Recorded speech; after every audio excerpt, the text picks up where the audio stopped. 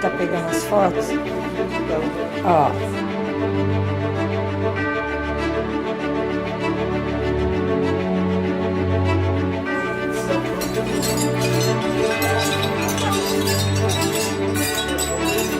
Eu muito orgulho com a mãe.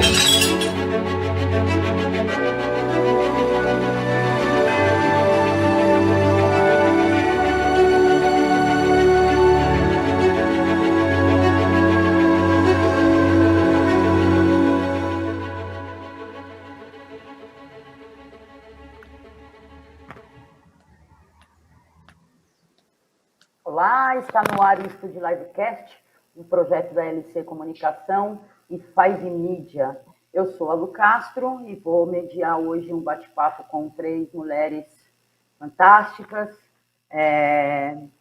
Aline Pellegrino, a diretora de futebol feminino da Federação Paulista de Futebol, Milene Domingues, a embaixadora do Corinthians Feminino, e a Silvana Gellner, minha amiga, parceira, pesquisadora da Universidade Federal do Rio Grande do Sul. Eu ia pedir uma apresentação de cada uma, mas eu vou lançar a pergunta e aí, na ordem, vocês vão respondendo, tudo bem? Combinado. Vamos lá. Eu preciso colocar o óculos, senão eu não enxergo nada. Aí eu vou pedir para mim a primeira pergunta para a Milene, e aí eu vou pedir para mim falar um pouco mais, assim, fazer a sua mini bio, vamos dizer assim, e depois já respondendo a pergunta que eu preparei. E a pergunta é a seguinte, né? Eu recebi relatos, Milene, de jogadoras, né, sobre o tratamento profissional que o Corinthians tem dado a elas, né? E é só elogios, para falar a verdade. Então, eu gostaria, se você pudesse, de dar mais detalhes sobre, se você tem conhecimento sobre esse processo, né, de profissionalização e quais as ações adotadas pelo Departamento de Futebol Feminino do Corinthians para as atletas nesse momento, né, que está todo mundo trancado, todo mundo procurando fazer, alguns, né, que não conseguem se adaptar nesse ritmo, ainda mais atleta, né? E se você puder falar um pouco disso, né, dessas ações que você considera assim as mais interessantes, vamos dizer.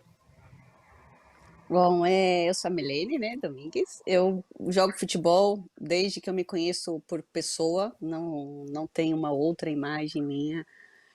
Hoje já fui jogadora profissional, comecei com as embaixadinhas, né, muitas pessoas que têm mais ou menos a minha geração, né, eu tô com 40 anos, sabem que eu comecei fazendo embaixadinha aí pelos estádios no intervalo de jogos do futebol masculino, mas sempre quis jogar, então meu foco sempre foi ser jogadora de futebol, mesmo que naquele período era um pouco mais difícil do que é hoje. Mas, enfim, tive a sorte, a bênção de conseguir fazer disso a minha profissão, jogar futebol, por mais que pela primeira vez isso seja aqui no Brasil um clube completo, né? Já existiam em outros clubes algumas que outras jogadoras, mas assim, o elenco completo se profissionalizar foi somente esse ano, e olha que eu comecei a jogar futebol em 1900, profissional, né? Com campeonatos e tudo, em 96. A tal da Paulistana era nosso primeiro campeonato feito realmente por federação, era transmitido por TV, como é que se fala? Preliminares de jogos masculinos, enfim, era um momento muito, muito forte do futebol feminino. Mas me tornei jogadora, depois parei, né? Já a idade, né, gente? A formiga só existe uma, e agora tá vindo a Grazi, que tá indo por essa mesma linhagem de ser jogadora até ser um pouco mais velha. Mas tive a oportunidade há 3 anos atrás de ser convidada para ser embaixadora do futebol feminino no Corinthians. E, na verdade, o papel de embaixadora, que todo mundo já sabe que eu comecei no Corinthians, sou corintiana, Mas o papel de embaixadora, e assim como todas nós, não é só de um clube, a gente tenta que seja uma modalidade, por mais que cada um tenha o seu clube, estamos todas unidas para fazer com que a modalidade cresça, e eu vejo que isso vem acontecendo bastante. Não sei das medidas burocráticas que foram tomadas pelo clube para que houvesse essa profissionalização, é isso, acho que a Cris Gambaré, que é a nossa diretora, pode explicar melhor algum dia, assim, essas partes mais burocráticas, mas eu sei que isso foi um projeto desde que eu entrei lá há 3 anos. O presidente já pedia isso, mas foi tudo calculado como processo. O futebol feminino no Corinthians precisava primeiro ser aceito, às vezes existia até certo preconceito do próprio clube em si, de sócios ou pessoas que não estavam acostumadas, e não era nenhum preconceito, não chamo isso de preconceito, era falta de informação mesmo. Veio a Copa do Mundo, então o futebol feminino se tornou mais popular, as pessoas começaram a enxergar que existe o esporte, né, para as mulheres, e aí, durante esse processo, o primeiro ano de ser aceito e não incomodar ninguém, o segundo ano de se manter, né, porque precisa de dinheiro e a gente não podia dar gasto ao clube, conseguimos vários patrocínios, então meu papel meio que de embaixadora era ajudar que, primeiro, ao futebol feminino ter um pouco mais de voz, por causa dessa coisa da mídia, e segundo, tentar pegar patrocinadores, enfim, fazer algumas parcerias para que ajudasse o futebol feminino. À medida de que as garotas estão tentando, obviamente, manter, eu acho que a primeira coisa, até como uma ex-atleta, é você manter em forma. O futebol é um esporte coletivo, é difícil que você consiga manter uma forma física de um jogo se não jogar, mas pelo menos toda a comissão tem quebrado a cabeça para tentar que as garotas façam em suas próprias casas treinamentos e gestos que cheguem o mais próximo possível dos gestos do futebol. E graças a Deus as garotas, até com essa profissionalização, até com esse envolvimento no crescimento da modalidade, elas estão muito empenhadas em não deixar a bola cair literalmente. Então elas se dedicam realmente, estão junto com a comissão. Não é um trabalho fácil, a Pelé pode até falar até mais fresca do que eu, porque ela se aposentou há pouco tempo, não, eu já faz um bom tempo, de ver como que é difícil uma atleta manter o foco de um esporte coletivo dentro da nossa própria casa. Então é complicado, porque é uma situação que nenhum de nós nunca vivemos e nem pensávamos em viver. Então, por isso que está sendo difícil, mas eu acho que com o empenho das atletas, e o empenho da comissão em dar exercícios que sejam mais próximos possíveis do futebol, isso tem ajudado. E a parte burocrática, eu acho que é todo mundo agora apertar os cintos, e não é só no futebol feminino, é em todas as modalidades, porque os clubes realmente não estão tendo renda. Então, precisa dar uma ajustada aí em essas coisas mais de salários, de patrocínios, enfim. Então, eu até estou curiosa para escutar a Pelé, para ver como Federação Paulista, como é que está se virando nos 30, porque o problema é que a gente ainda não tem nem previsão de que isso acabe, né? E que as coisas voltem a tentar se tornar normal, ou ter uma rotina de ter jogos e estádios e, enfim, renda para os clubes. Me estendi, né, Isso gente? aqui. Eu falo pra caramba, desculpa. Não, uma hora não dá. A gente sempre fala uma hora não dá nada. Quando a gente começa Não a dá. falar, a gente tem muito assunto, né? Porque até essa questão da federação, de ajudas, tem coisa para Pelé, tipo, falar para a gente também, né? E eu vejo muitas atletas aí nas redes, elas sempre estão colocando atividade e Sim, tudo mais. Elas estão o tempo todo, né, buscando, assim, e eu fico muito impressionada, porque não é fácil mesmo, não. Né? E ainda é mais a ter um foco. consciência, Lô. É a disciplina do home office. Né? Para Sim, atleta, que você está totalmente fora do contexto, sem a sua ferramenta de trabalho, é mais complicado ainda, né? sim. Então, eu sei que os clubes estão se adaptando nesse caso aí, não só o Corinthians, outros clubes Todos. também, todos, que precisa, né? Sim. Eu vou passar, a gente tem ainda outras perguntas, mas eu vou passar para a primeira pergunta para a Pelé, falando para a Pelé também se apresentar, que ela quase não é conhecida também, e é importante as Imagina. pessoas saberem de quem se trata. Pelé, vamos lá, que isso aqui é meio fogo, né? Mas vamos lá.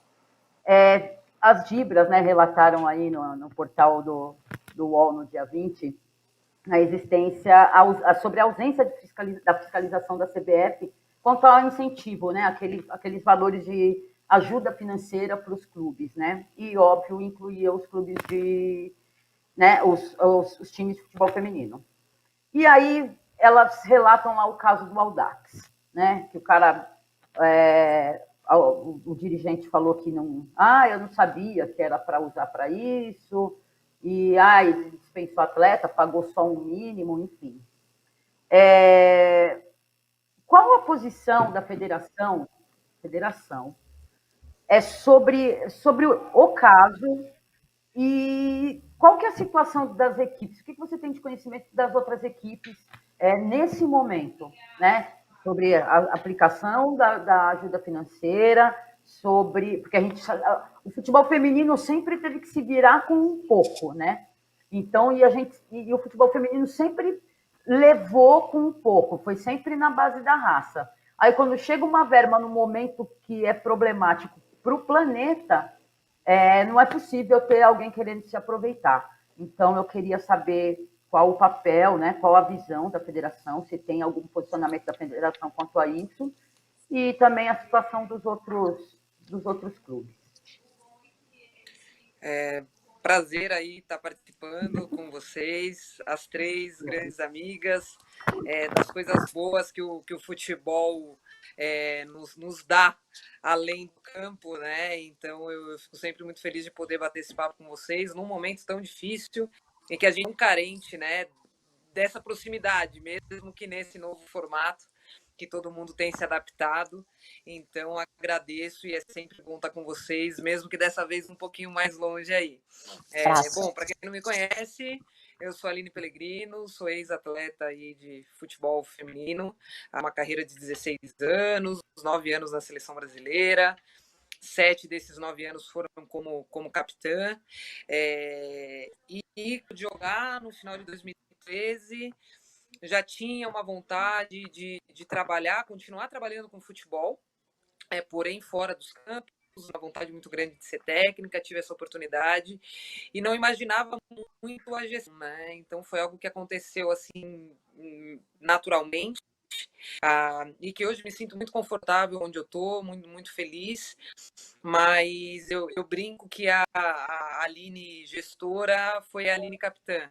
A Aline supervisora na época do Corinthians Audax foi a Aline capitã. Então, acho que muito de tudo que eu vivi na minha vida, desde os meus 6 anos, os primeiros passos na rua chutando bola, foram me trazendo e me moldando para hoje ocupar o cargo que eu ocupo, que eu sei que é de muita responsabilidade.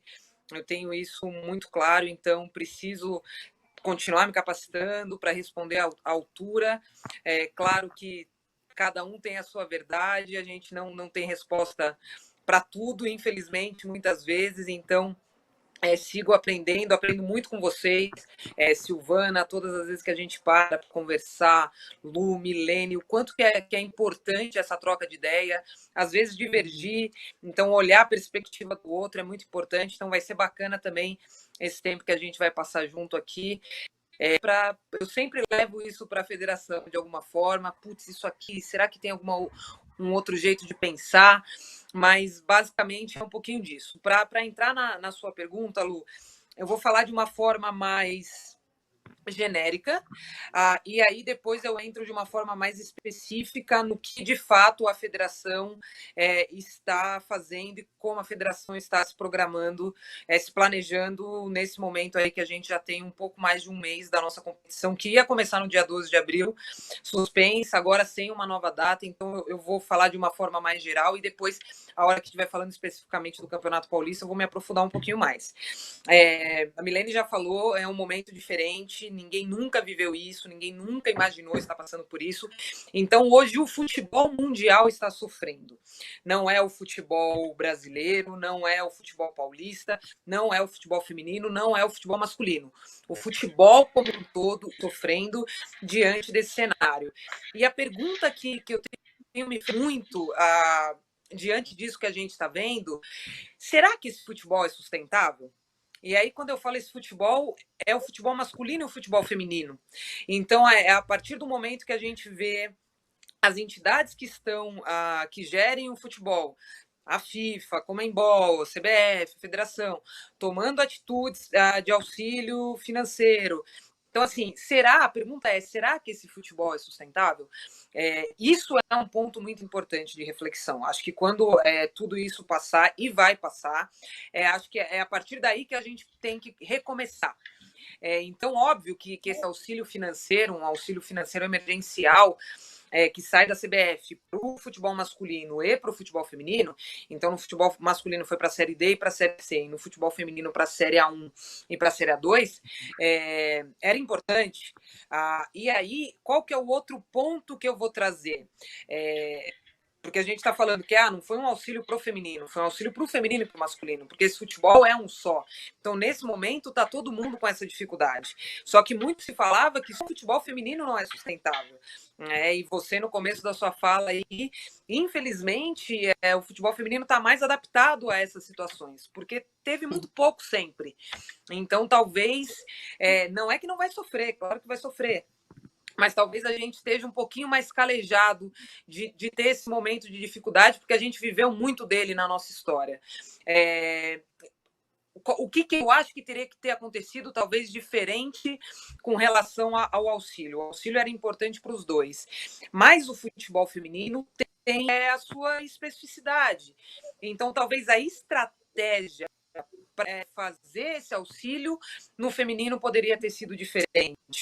E aí a gente sente um pouco de falta dos departamentos de futebol feminino, né? Seja no clube, seja nas federações, seja nas confederações, seja nos sindicatos, porque também muito desse auxílio veio de uma reunião do sindicato. Então, quem está lá representando o futebol feminino? Então, acho que é um outro ponto de atenção. Agora, olhando mais especificamente para o futebol feminino, o quanto é importante ter os departamentos de futebol feminino, porque esse eu iria com um alinhamento. Então, eu vou alinhar com toda a cadeia, eu vou alinhar do departamento da... Vamos supor se esse dinheiro veio da FIFA. Eu vou alinhar do departamento da FIFA com o departamento da Conmebol, com o departamento da CBF, com o departamento da Federação, a Federação com o departamento de todos os clubes. Então, teria um alinhamento. E é uma realidade, não são todos os clubes que têm esse departamento, não são todas as federações que têm esse departamento. Pensando a América do Sul, não são as confederações que têm esse departamento. Então, acho que é um outro ponto que a gente precisa, quando recomeçar, esse futebol é sustentável? Se ele não é, da onde está vindo o dinheiro, como ele está saindo e como eu vou ter que trazer esse dinheiro agora e de que forma eu vou distribuir. É um ponto. Um segundo ponto é a necessidade do departamento de futebol feminino numa hora dessa, que você consegue controlar um pouco mais, né? Então, acho que esse é um segundo ponto. E um terceiro ponto é o que, diante de um cenário que é tão adverso para todo mundo, então não quer dizer que a FIFA também não está com dificuldade, que ela está, vale o mesmo para a Conmebol, para a CBF, para as federações, para os clubes, então assim, está todo mundo vivendo esse momento de dificuldade, cada um dentro daquilo que tinha que apresentar. A federação também perdeu receitas, muitas das receitas da federação também vem da arrecadação das partidas do futebol masculino, então, obviamente que um ticket de Libertadores é maior, só que não tem Libertadores acontecendo, um ticket de Sul-Americana é maior, então bloqueou tudo, né? E aí, fechando agora para falar o que a federação, enquanto departamento de futebol feminino, Aline e Lorena, junto com o departamento de competições da federação, estão olhando nesse momento especificamente para as 16 equipes que iam iniciar o nosso campeonato no dia 12, né? Ontem a gente teve uma reunião e eu também, obviamente, muito alinhada com toda a presidência da federação. Não adiantava... Olha, o campeonato está suspenso, vamos se reunir agora. Era tudo muito incerto. Continua, mas eu acho que depois de um mês a gente consegue olhar um cenário com uma outra maneira, outras equipes de países que estão vivendo um momento da pandemia diferente do nosso, começando a retomar. Então, a gente consegue olhar um pouco mais um cenário global, e aí acho que agora era importante retomar com os clubes, não conseguimos começar nossa competição no dia 12, o que a gente vai fazer, como a gente vai fazer, e sempre em contato com os clubes. Então, acho que uma das coisas mais importantes dessa reunião, eles estão com um questionário de 10 questões exatamente sobre isso. As atletas estão de férias, atletas não estão de férias, elas estão conseguindo treinar, elas não estão conseguindo treinar, as receitas do clube eram oriundas de onde?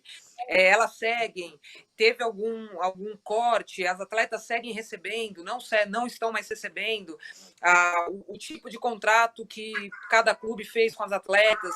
Então, estão ouvindo o gato? Ouviram o gato? Não. O básico da live. Do ao vivo. Peraí. Normal. Pois é. Alguém tira o gato daqui, por favor? Não, porque senão ele não vai parar. Não é para fechar. Ainda. Ei, é para tirar o gato daqui, ó, porque se eu sair daqui, cai tudo. Isso aqui é um teatro. Tira o gato daqui. Pronto. Ele vai voltar, sabe por quê? Porque ele abre a porta sozinho. Então, espertíssimo. Os clubes ficaram com essas perguntas que vão dar um panorama muito grande para a gente da situação de cada um deles, porque a situação do Corinthians é diferente do União Mogi, que é diferente do Clube Atlético Taboão. O São José, a receita vem da Prefeitura, a Internacional de Franca, a receita vem da Prefeitura. A federação mesmo estava com um projeto na lei de incentivo e está tudo travado. Então, assim, esses clubes que têm receitas de prefeitura, de governo, que toda a verba está focada na saúde e acaba bloqueando, do clube talvez não, mas aí é um outro tipo de contrato. Então, a gente, a partir da semana que vem, com esse panorama, com esse mapeamento de em que momento está cada um, a gente vai começar a trilhar as próximas ações. Independente disso, algo que a gente imaginou que fosse ajudar e que com certeza cabe muito na dificuldade de cada um, é levar para eles uma série de capacitações por videoconferência. Então, são 3 temas principais que a gente vai trabalhar nesse primeiro momento, que vai ser gestão financeira. Então, vamos trazer um profissional que vai falar sobre essa gestão financeira. Então, muitos clubes, infelizmente, é uma realidade, às vezes nem tem um orçamento, não sabe como fazer. Então, e aí, assim, para quem estava preparado, é uma situação, para quem não tinha se preparado, é outra situação. E principalmente, já olhar para o ano que vem. Porque muito mais do que vai acontecer esse ano, esses clubes todos, cada um na sua dificuldade, cada um na sua realidade, o que a gente tem que estar pensando já é o ano que vem. Então, como é que eu mantenho o meu elenco para o ano que vem? Já tem que estar pensando esse orçamento lá para o ano que vem. Então, às vezes, a hora que eu vou discutir ou sentar na mesa com um patrocinador que eu tinha um contrato para esse ano, que ele já me pagou ou que estava faltando uma prestação, não. Então, essas 2 prestações já são as 2 primeiras do outro ano. É esse tipo de ideia que esse profissional vai passar para esses clubes, dar essas ferramentas, que é importante, já está olhando para o ano que vem, nessa manutenção. Um outro tema é direito desportivo. Então, a atleta do Corinthians que está no regime CLT, o que fazer, o que é possível fazer, qual é o prazo de cada contrato. Então, né, a gente tem visto aí no futebol masculino, Série A1, Série A2, Série A3, por ser uma competição menor, muitos clubes tinham um contrato de 3 meses com jogadores, e o contrato encerrou e a competição ainda não retomou. Então, no caso do futebol feminino, tem contratos que são não profissionais. Então, é trazer também essa pessoa, esse profissional que vai explicar um pouco para os clubes, dar essas diretrizes, o que é possível fazer em cada cenário. E, obviamente, não menos importante, diga. Uma intervenção aí, que é importante o que você está falando. Vai ter essa ferramenta pro clube. Tem alguma chance das atletas terem acesso a esse tipo de informação? Porque aí eu até lembrei de falar mesmo de uma conversa que a gente teve há um tempo atrás, do desconhecimento das atletas quanto aos seus direitos. É que aqui está tudo previsto aqui na pauta das perguntas e eu vou entrar nesse bote ali adiante. Mas assim, eu vou ficar me mexendo aqui porque eu tenho 1,80 m, tá? Tem hora que vai passar a perna, vai passar a mão, mas tá tudo sob controle. Ó, Pelé, então, eu tenho assim, 1,60 m, eu também tenho que me mexer aqui. Nossa! eu tô intocada aqui na cadeira também, mas vamos. É atleta, é ex-atleta. Assim, tudo É, pensando nas atletas, porque você tem, e tomando base o caso do Audax, eu não sei qual era o regime de contratação do Audax, eu não sei como é que era, eu acho que eles davam uma ajuda de custo e tal, mas tem muita atleta, e isso não é o caso de agora, isso é caso desde sempre que você sabe, né? Que tem muita atleta, tem muita jogadora que desconhece completamente o universo dos direitos. Não tem nenhuma base mesmo. Então, tem alguma coisa, tem alguma orientação para o clube, falar, olha, vocês têm que orientar as atletas quanto a isso, ou a própria federação, de repente, pensar numa coisa nesse sentido, para as atletas terem uma noção dos direitos delas. Eu só ainda a última... Tá, o último tema, né? Então, eu falei de gestão financeira, direito desportivo. O último tema é saúde emocional. Essa, especificamente, nesse primeiro módulo, já vai ser a comissão técnica e atletas junto. As outras duas, a princípio, são para os gestores, mas exatamente para entender deles onde a gente pode, nos dois temas, conversar com as atletas. Então, assim, também ouvir dos gestores qual que é a dificuldade. Porque a Milene tá aí, não vai me deixar mentir. Você tem que convencer a atleta para colocar ela no regime CLT. Porque ela só olha o desconto. Ela vê no final, mas peraí, lá no outro que não tem nada disso aqui, eu recebo 5 mil. Aqui os 5 mil vira 3 mil e pouquinho, e ela prefere ficar nos 5 mil e não entende os direitos. Então, falei para a Lorena até, a gente tem uma dificuldade, óbvio que é muito maior de estar com as atletas, porque são muito mais a questão de treinamento. Então, num cenário desse, infelizmente, isso é algo positivo. Vai ser muito mais fácil estar com todas elas, então a gente vai aproveitar, sim, esse momento. No primeiro momento, elas já participam desde o primeiro módulo na de saúde emocional, que vai ter uma psicóloga do esporte, e aí depois a gente retoma, sim, os dois temas, tanto de gestão financeira quanto a de direito desportivo com elas. A ideia é que seja junto com os gestores, então também, assim, é importante todos entenderem que o que está sendo levado ali é conhecimento. Como cada clube faz a sua gestão das atletas, faz o seu regime de trabalho com as atletas, não tem como a gente interferir. E aí a gente também, enquanto federação, não vai entrar para falar o que está certo e o que está errado. A gente vai levar a informação. Então, mesmo a hora que estiver com as atletas, é importante que os gestores do clube estejam ali, que seja algo muito transparente. Um exemplo aqui de gestão financeira pensando nas atletas, né? Tem atleta que não vai conseguir entender que o futebol mudou. Então, como é que a gente vai fazer isso? Talvez o ano que vem ela tenha que receber o mesmo que ela recebia esse ano, não vai conseguir ter um aumento, ou talvez a folha salarial do todo vai diminuir. E não é algo pessoal com ela. Não é algo pessoal com a Aline da federação. É uma mudança que está acontecendo na cadeia toda. A gente não sabe ainda o quanto de prejuízo vai ser, então, porque a gente não sabe quanto de receita vai ser cortada. E aí, às vezes, a atleta não entende. Ou o próprio gestor, se não entender, vai ficar brigando com o patrocinador, tá? Ele deveria estar buscando se conciliar com ele e ver, então, como é que a gente consegue estender essa parceria num formato diferente. Então, é o que a gente vai acabar fazendo aí para os clubes, começa a partir da próxima semana já, esses 3 ciclos de palestras. Infelizmente, o Audax esse ano nem entrou, né, no Campeonato Paulista. Eles acabaram ficando no Campeonato Brasileiro, o Audax e Ponte, mas exatamente por estar num ano mais difícil, com mais dificuldade, acabaram abrindo mão do Campeonato Paulista. Então, são clubes que não necessariamente vão estar nesse ciclo, mas que a gente pode ter uma conversa individual, particular.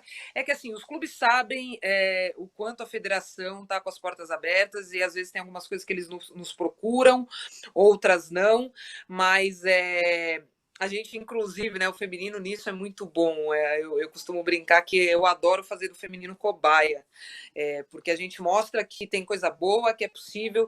Então, a ideia também é estender essas palestras que a gente vai fazer agora aqui com o feminino, com outras categorias, com outros clubes. Então, é uma primeira estratégia que eu acho importante, mas dessa questão específica aí, Audax, eu acho que o ponto mais importante, talvez, para minimizar que esse tipo de situação aconteça no futuro é terem os departamentos de futebol feminino, porque às vezes tem clube que não tem quem responde, quem é o responsável, quem passa informação, quem tem aqui o planejamento, o orçamento, às vezes não tem. Tem clubes que não têm isso planejado, porque como é que o diretor de futebol sub-20 masculino vai planejar o feminino? Tem que ter alguém planejando o feminino, né? Sim. É verdade. Muito bem. Ainda tem muito caldo nisso daí tudo, mas eu vou passar para a Sil. Sil, por favor, a sua breve apresentação, e eu já vou entrar com a minha questão. Tem todo um enunciado, tá? Então, a gente tem conversado bastante, eu escrevi aqui para não me perder, tá, nas palavras. A gente tem conversado bastante sobre a necessidade de politização nas atletas, né? No que diz respeito ao conhecimento dos seus direitos, que era o que a gente estava abordando agora aqui com a Pelé. Há uma postura de representatividade de fato também perante a próxima geração, e falamos muito da abordagem feminista do futebol. Que é uma palavra ainda que causa algum problema algumas vezes, né? Por falta de conhecimento mesmo, né? Da história dos movimentos e de conquistas de direitos. Com base nessa abordagem, né? Na abordagem feminista, o que você acha que a gente podia fazer para que casos assim como do relatado sobre o Audax deixasse de acontecer, e mesmo que isso de modo gradual, de fazer parte do cotidiano das mulheres do futebol, porque é sempre alguma história que acontece de gestão mal conduzida, de pagamento não efetuado, de barateamento de hotel, de refeição, diante de competição. A gente sempre tem esse problema. Então, eu sei que a ideia é reduzir isso. Mas como que dentro desse contexto, para o entendimento que a mulher dentro de campo já é um ato político, que ela está ocupando um espaço que era predominantemente masculino, o que você acha que dá para a gente... O que a gente podia fazer para que isso não acontecesse mais, né? Poxa vida, já deu, né? Ok, obrigada, Lu, pela pergunta. Então, em primeiro lugar, agradecer o convite, dizendo que eu estou super feliz em estar aqui conversando com vocês. Né? Eu sempre aprendo muito com vocês. Né? Então, eu sou professora da Universidade Federal do Rio Grande do Sul, agora aposentada, só estou na pós-graduação, e trabalho com o tema de mulher e esporte há mais de 20 anos.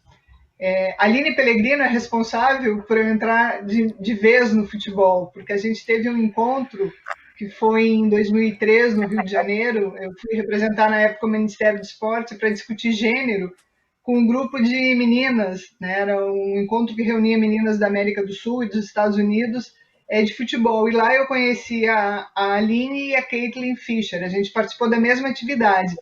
E quando elas falavam, eu dizia, caraca, a gente está falando a mesma coisa. Eu falo do ponto de vista da universidade e elas estão falando do ponto de vista do universo futebolístico. Né? Eu sou toda tímida, assim, Aline Pellegrino, capitã da seleção por tanto tempo, né? Terminou a atividade, o pessoal queria fazer fotos e fotos com a Aline, eu fiquei lá no meu cantinho esperando.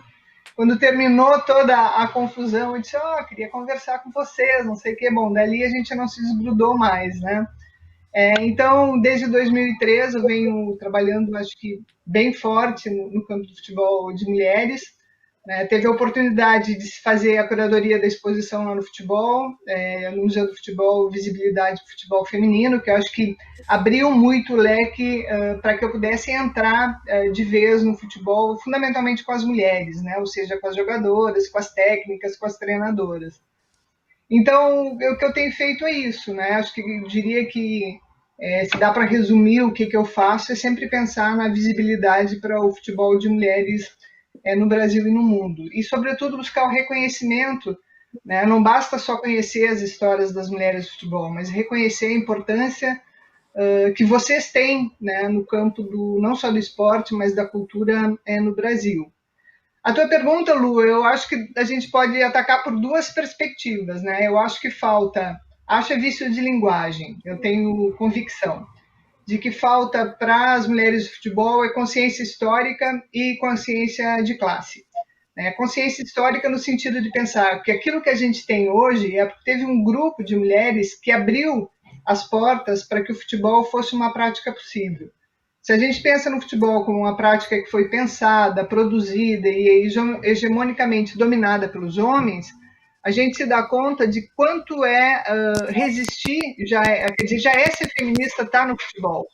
Mesmo que a gente não pense nesse sentido, né, a possibilidade de estar no futebol, de permanecer num cenário tão desigual, num cenário com tantas dificuldades, já é um ato feminista, né? É um ato de existir. As mulheres de futebol, elas resistem e elas existem em função exatamente de toda a diversidade.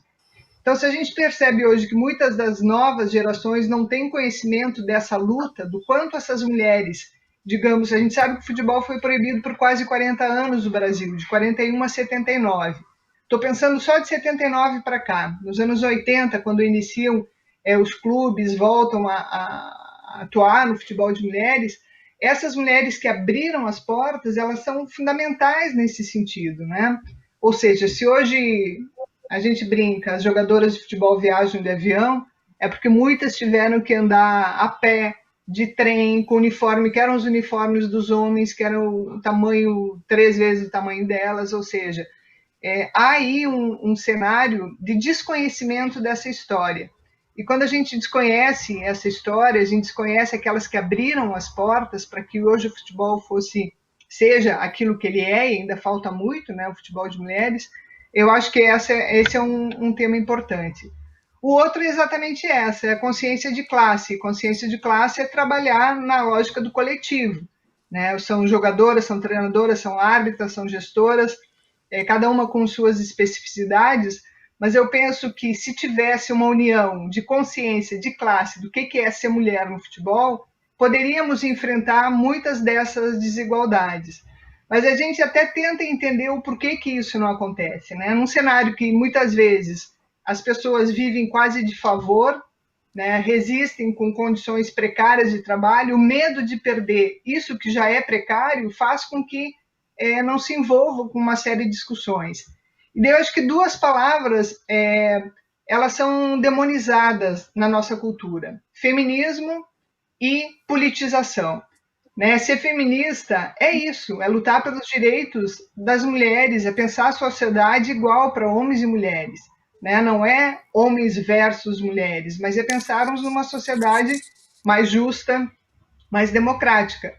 Mas o que acontece na nossa sociedade? As mulheres estão sempre perdendo nessa sociedade. Basta ver agora a experiência do confinamento, o quanto para as mulheres demandou um trabalho sobrecarregado, porque elas continuam em casa fazendo, mesmo que seus maridos, companheiros, irmãos, filhos estejam em casa, elas que estão assumindo de novo, além de estar trabalhando no home office, as tarefas da casa, e o índice de violência, o feminicídio aumentou, né? Então, isso explica por que temos que ser feministas, homens e mulheres, pensar numa sociedade igual. E a outra que é a politização. Politizar não significa estar vinculado unicamente isso, né? Estar vinculado a um partido político, ou nessa época desse binarismo que a gente vive no Brasil, a favor ou contra o governo, não é isso. Politizar é tomar o direito de existir, e o direito de existir como trabalhadora do futebol. Então, eu penso que talvez uma das saídas possíveis fosse uma consciência mais coletiva das mulheres do futebol. Poderia ser uma associação, poderia ser uma organização, né? Poderia ser um espaço no qual pudesse pautar essas dificuldades. Ou seja, aconteceu um caso com o Audax, vamos lá ver o que aconteceu, e essa associação, esse coletivo poderia intervir nesse sentido, né? Então, eu penso muito por aí. Consciência de classe e consciência de história. Tudo que a gente vive hoje é porque alguém abriu as portas para isso que fosse possível. E uma frase que a gente sempre diz, né, Lu? Nada foi concedido, tudo foi conquistado, e com muita luta. E vocês são um exemplo disso, né? Por isso que eu aprendo muito com vocês. Adoro estar com vocês. Assim, o futebol de mulheres deu um gás na minha carreira, assim, final de carreira acadêmica, digamos assim, não que eu tenha desistido dela, ao contrário, mas por conta disso, pelos aprendizados. Eu nunca ia imaginar, por exemplo, estar conversando com vocês na quarentena. Primeiro que a gente não imaginava a quarentena, né? Segundo, estar fazendo uma série de lives, de encontros com pessoas que eu tenho muito respeito. E vocês três são pessoas assim. Então é isso, consciência de classe e consciência histórica, do meu ponto de vista. É isso aí. Eu vou passar para a segunda pergunta, que é para todas, tá? E aí vocês respondem primeiro quem quiser, e aí eu quero que não ficar, pinga aqui, pinga ali, pergunta aqui, que não é muito a minha cara. Então vamos pensar o seguinte, a gente teve um 2019 quase perfeito em termos de visibilidade e aderência, né? Ao futebol feminino. Foi muito legal, foi muito interessante. A melhor Copa do Mundo. Nossa, a gente teve majestoso com a Arena Itaquera cheia, coisa linda, maravilhosa. Aí veio 2020 com, um puta de um balde d'água. Essa é a verdade, né? Com essa, né, a promessa de 2020 sendo estancada por uma pandemia. Na opinião de vocês, o que o futebol de mulheres tem de vantagem? A Pelé já meio que respondeu, mas eu quero esmiuçar isso, tá? O que o futebol de mulheres tem de vantagem nessa situação e o que a gente pode usar como exemplo do futebol masculino, né? Que é espetaculoso, com salários que são uma fábula, para que a gente possa suplantar esse momento. Eu digo isso porque a linha do tempo do futebol de mulheres, né, ela é composta de fatos seguidos de hiatos. Então, os fatos lidam, né, principalmente com a escassez, e de algum modo as mulheres sempre se mantiveram em atividade, mesmo com esses parcos recursos, mas se manteve, né? E depois vem o hiato, aí vem aquele momento que, nossa, a gente já... Tá tudo muito complicado. Para que se evite isso, o que, na opinião de vocês, o futebol masculino tem de exemplo sobre o que a gente não deve fazer? Até porque a gente nunca, né, pelo menos em nossas conversas, a gente nunca tomou o futebol masculino como é lá que nós queremos estar. Pensamos muito na sustentabilidade, que é uma conversa muito antiga já, né, Pelé? Tem que ser sustentável, Sim. Tem que se sustentar, não pode ter alguém com um salário de 800 milhões. Velho, é uma indecência. Assim, na moral, é indecente, né? E tem que ser igual. Eu acho que esse momento veio para colocar no mesmo, né? Pelo menos dar uma equilibrada nesse fantástico mundo de Bob, que é o futebol masculino. Então, eu queria, assim, a opinião de vocês. E fiquem à vontade. Eu, como comecei, vou fechar. Comecei na outra pergunta, vou fechar aqui. Eu acho que é isso, Lu. O futebol masculino tem que pensar muito, é o momento. Até porque, obrigatoriamente, vai ter que repensar, porque a receita vai diminuir. Então, não vai dar mais, eles não vão conseguir mais pagar. Porém, eu acho que esse momento está servindo de alerta para o futebol feminino, que mesmo com números muito menores, também começava a entrar errado. De não se preocupar de onde vem a receita. Porque tem obrigação daqui, tem alguma verba de incentivo dali, então eu também não estou preocupado. A moeda está caindo aqui e eu estou conseguindo fazer o meu trabalho do dia a dia, mas não estou preocupado em ir buscar essa moeda. Então, eu acho que esse é o momento, e isso é uma outra vantagem que eu vejo do futebol feminino, que é a união.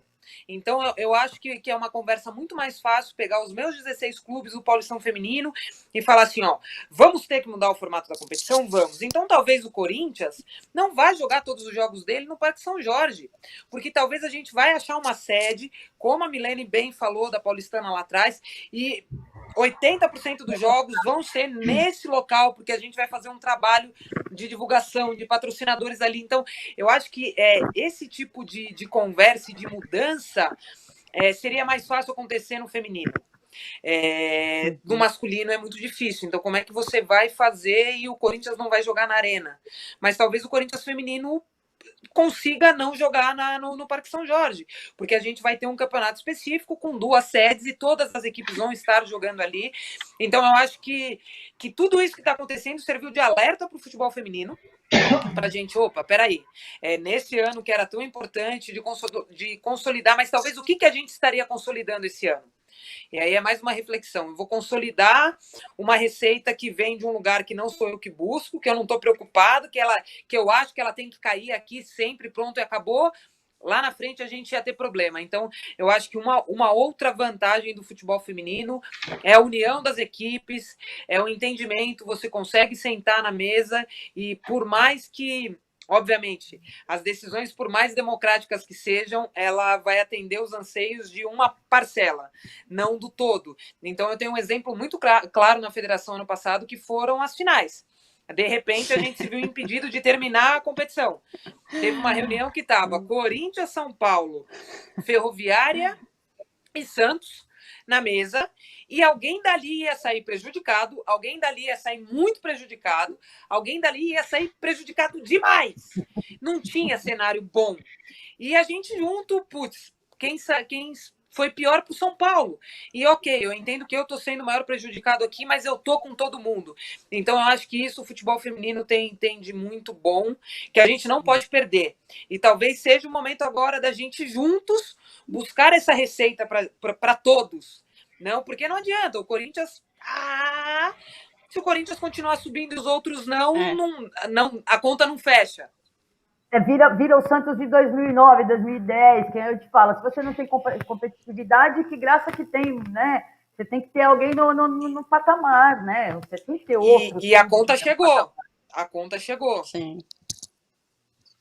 Ó, eu posso falar agora aqui como Corinthians, é verdade, porque uma das conversas que a gente mais tem, até eu que sempre estou dos dois lados, né? Eu convivo um pouco com a comissão, convivo com as garotas, estou ao lado da crise, então eu sou aquela que circulo pelos todos os lados. Então, a conversa no geral, até entre as garotas mesmo, ninguém pensa no clube em si. É todo mundo na modalidade. É óbvio que, como dentro de campo, se existe a competitividade, quer ganhar os 3 pontos, quer ser campeã, enfim. Mas saindo ali das 4 linhas, a união do futebol feminino, eu acho que mais do que o que o futebol feminino tem que ver do masculino, eu acho que vai ser ao contrário. Eu acho que é o masculino que vai aprender muito mais com o feminino. Então, é uma grande oportunidade, eu acho que para nós como modalidade e nós que estamos em todas as áreas do futebol feminino trabalhando, seja ela qual for, em que pedaço você tá deixando ali seu grãozinho de areia para que a modalidade cresça, dar esse exemplo de união, não olhar o próprio nariz, porque isso não acontece no futebol feminino. Eu lembro essa final que a Pelé falou, era um assunto super delicado, por calendário, por vários campeonatos, e assim, todo mundo entendeu que ali alguém ia sair prejudicado com as datas. E sabemos que uma semana a mais, uma semana a menos, o psicológico das atletas, o físico, enfim, tudo isso muda dentro de um cenário, né, dentro do campo. Então, é ceder de um lado, às vezes ter que dar aqueles 2 passinhos para trás, para mais para frente, dar aquele salto. Então, acho que essa mentalidade no futebol feminino já é mais cultural, como a Pelé bem falou logo no início das perguntas, de que o futebol feminino já viveu isso. A gente ia conhecer um novo lado em 2020, eu acho que ia ser a colheita de tudo que foi plantado em 2019, aquele auge, Copa do Mundo, cenário de estar sendo vista no mundo inteiro, time se profissionalizando. Mas eu não acho que essa colheita acabou, não, gente. A gente não perdeu essa colheita, não. Ela só vai postergar um pouquinho, porque a gente vai ter que aprender a dar um tempo. Foi o que a Pelé falou, o planejamento do ano que vem, que estamos ainda. E assim, falta muito ano ainda. Mas é um ano de muita adaptação. que o ser humano somos adaptáveis e a gente tem essa cabeça aberta no futebol feminino no geral. Então, eu acho que essa consciência de todos os clubes em saber que terá que dar uma apertadinha daqui, uma apertadinha dali, ceder de um lado, de repente é hora de um ceder, depois o outro cede, enfim, dar aqueles 2 passinhos para trás. Todo mundo, como bem a Pelé falou, e é verdade, eu vejo isso, que os clubes estão, o que tem essa gestão no futebol feminino em si, que é importante, ponto que realmente a Pelé tem brigado muito, e é necessário, sim, ter um departamento de futebol feminino, nem que seja alinhado a outra categoria masculina, mas tem que ter alguns olhos somente para aquele departamento, aquelas garotas, como é que faz? E tudo isso é o quê, gente? Eu vou falar igual o Hamburgo, mas é a realidade, é o planejamento. Tem que existir um planejamento. Por mais que essa situação, o planejamento teria que sofrer algumas modificações, é necessário sim planejamento do futebol feminino dos clubes. Isso facilitaria demais o trabalho das federações, o trabalho das confederações, enfim. E essa coisa como clube, sim, eu acho que a modalidade já é uma coisa natural das mulheres, da modalidade do futebol feminino. Todo mundo pensar num todo, numa modalidade, não num clube. Ninguém quer, imagina, ter um time que vai ganhar tudo e cadê a competitividade? E olha, eu acho que dos anos que mais igualado estava, né, Pelé? O Campeonato Brasileiro, a gente viu assim uma qualidade técnica, clubes se reforçaram, ou seja, tinha mais o Corinthians, o time a ser batido, por mais, né, que o Corinthians perdeu o Campeonato Brasileiro ano passado para a Ferroviária, mas era um time que era o time de recordes. Esse ano o Corinthians, não foi que o Corinthians caiu de produção, não, muito pelo contrário, mas os outros clubes deram um salto, tanto na qualidade das suas jogadoras, porque começaram a investir desde a parte de comissão técnica, a parte de infraestrutura, o Corinthians tem, por exemplo, a psicóloga, tem nutricionista, tem os parceiros que as garotas estudam, as garotas têm toda a assessoria, ou seja, os outros clubes começaram a ver que isso era importante, era necessário e que dava resultado. Dentro de campo, as garotas respondiam de uma outra maneira. Então, esse ano, início do Campeonato Brasileiro, a gente viu uma igualdade aí entre os clubes que estava lindo de se ver, gente. Mas eu acho que tudo que foi plantado em 2019, a gente, ao invés de colher em 2020, está lá repousando. Em 2021 a gente vai colher. Melhor ainda, né? Vamos adubar. Vamos adubar. Vamos regar. A colheita vem melhor. É isso aí.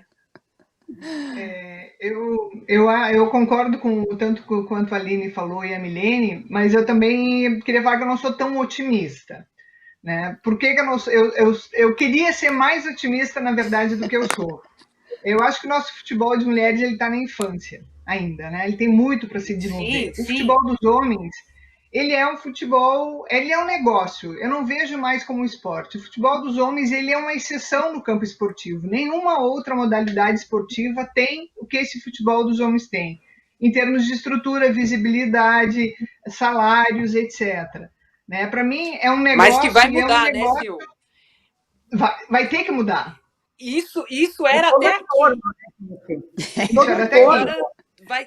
Mas aí é que tá, Aline. Eu não sei se sou tão otimista, porque a gestão do futebol dos homens, ela envolve tantas coisas, quer dizer, é patrocínio, é direito de transmissão, é patrocinadores, são cartolas corruptos, são cartolas que se mantêm no poder há anos, né? A gente viu os escândalos com as propinas todas. O que eu temo é que o desconto venha de novo para o futebol de mulheres. Se vai ter que modificar, vai ter que modificar quem está lá com menos estrutura. Espero que não, gostaria que não fosse. Né? Por isso que cada vez mais quem atua com futebol de mulheres tem que estar unido. Os clubes, as federações, e daí, enquanto não houver um departamento de futebol de mulheres na CBF, eu acho que a gente ainda está com muito prejuízo. Não é só nas federações, não é só os clubes que precisam ter departamento de mulheres. É a CBF, a instituição gestora do futebol brasileiro, tem que ter um departamento específico para pensar políticas a curto, a médio e a longo prazo, inclusive num tempo de pandemia. O que é necessário fazer para que aquilo que foi conquistado não se perca? Porque é muito mais fácil perder isso do que mudar numa estrutura consolidada, corrupta, né, do futebol dos homens. Então, eu acho que a gente vai ter que estar muito mais unidas, os clubes que têm a gestão de mulheres, com mulheres, pensar no coletivo da modalidade. É isso que a Milene falou agora, tem que pensar na modalidade, porque senão a gente tem grande chance, eu acho, de perder algumas conquistas. Porque também tem que considerar o seguinte, ano de Copa do Mundo e ano de Jogos Olímpicos, o futebol feminino cresce. Depois ele vai murchando. Eu acho que não vai acontecer isso, mas o cenário de pandemia a gente tem que ficar muito atenta para que não aconteça, que a gente não... Por isso tem que politizar, entendeu? Por isso que a gente tem que continuar batalhando pelos departamentos femininos, pelas condições das mulheres, pelos direitos trabalhistas das jogadoras, das árbitras, das gestoras. Né? Não podemos agora esmorecer, porque a luta vai ser mais difícil. Penso. Sil, eu acho que, na verdade, quando a gente fala desse futebol masculino mudar, uma mudança que daí independe de toda essa cadeia. É grana. A receita vai diminuir. Esse ano já vai ter um prejuízo muito grande com relação a receitas. Então, e aí a hora que você começa a olhar e falar, mas caramba, por que eu gasto tanto? Será que eu não consigo trabalhar com um pouco, gastar um pouco menos?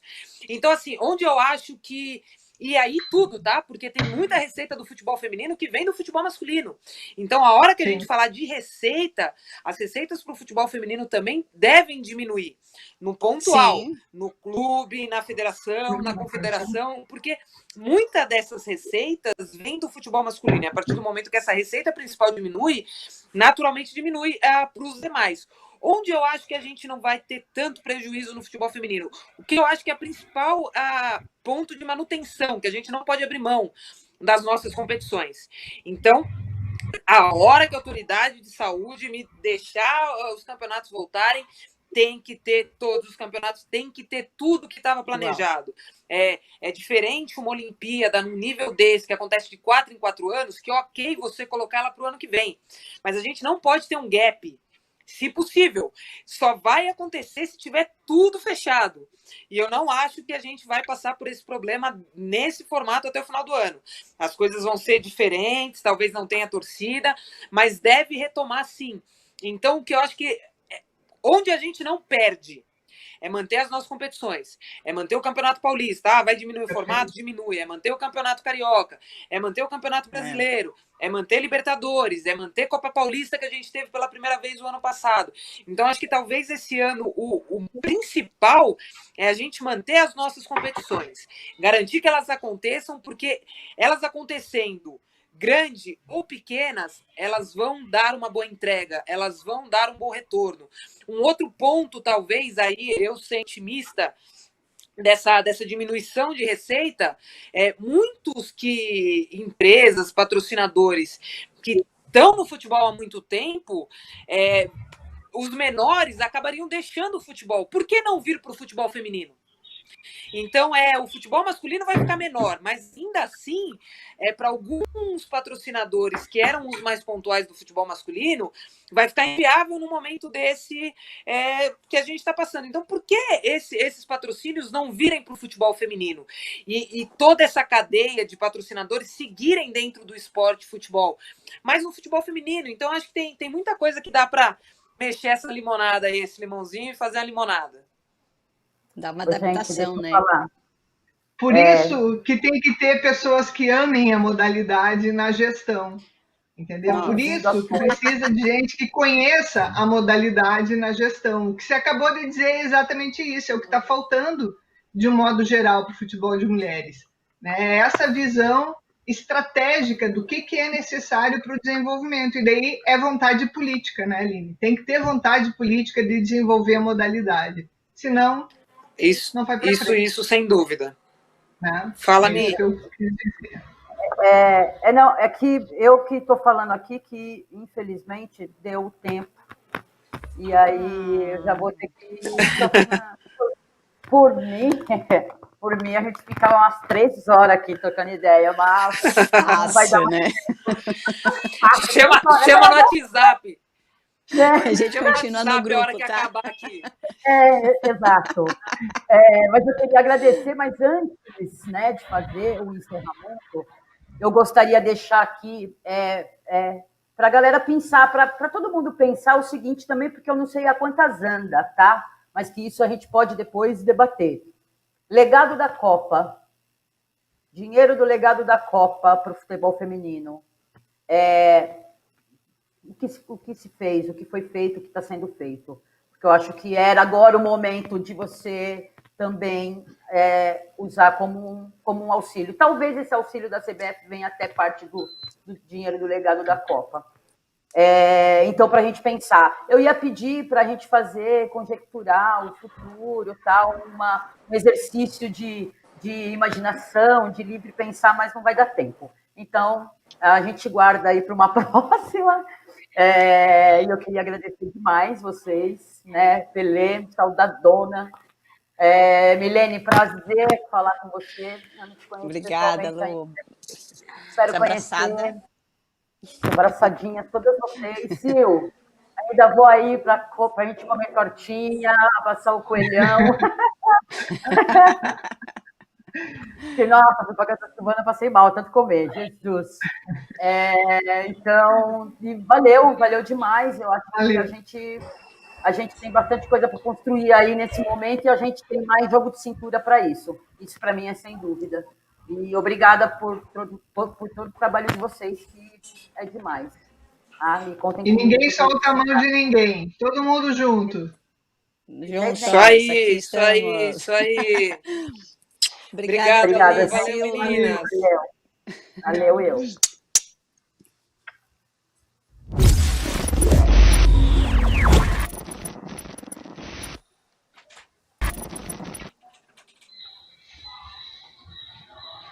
Podemos sair?